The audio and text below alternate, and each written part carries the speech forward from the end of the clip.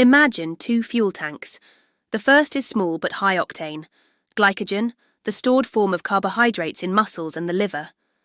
The second is vast, nearly bottomless, but the fuel pump is slower, stored fat in the form of triglycerides.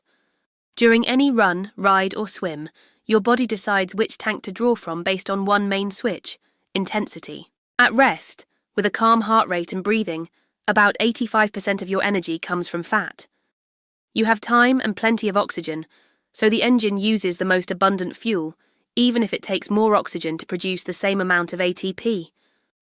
When you shift to light jogging, around 50% of your aerobic capacity, the two tanks balance out.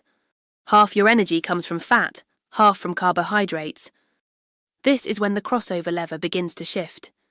Push harder, above 65 to 75% of your VO2 max, and your body progressively abandons fat. It needs ATP fast, and carbohydrate oxidation is quicker and more efficient per litre of oxygen. That's why sprints, intervals, or steep climbs run almost entirely on glucose and glycogen. Meanwhile, fat oxidation slows. Blood flow to adipose tissue decreases, lactate builds up in the blood and inhibits fatty acid transport, and the enzymes responsible for burning fat are temporarily paused. Exercise duration changes the scenario again. If you run or ride for hours at a moderate pace, glycogen stores begin to drop. Hormones then boost fatty acid mobilization, and the fuel lever shifts back toward the large tank. This is your body's way of sparing remaining glycogen and keeping you moving longer. Here's where nutrition strategy matters. Refueling with carbs during effort maintains blood sugar and allows you to hold a higher pace before relying mostly on fat. Training status also shifts the crossover point.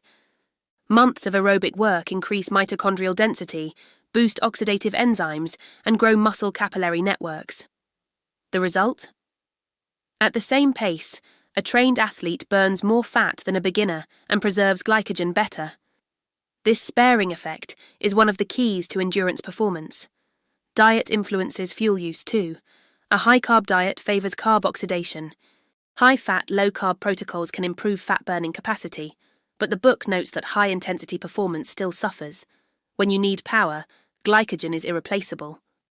Finally, the Respiratory Exchange Ratio, RER, is your internal tachometer for what fuel you're burning.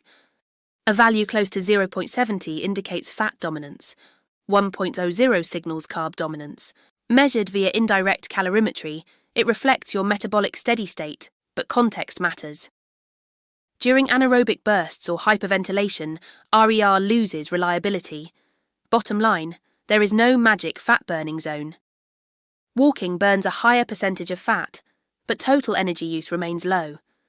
With more intense, longer sessions, you'll burn more total calories and often more fat in absolute terms. Understanding your fuel systems helps you choose the right intensity for your goal: metabolic efficiency, fat loss, or peak performance.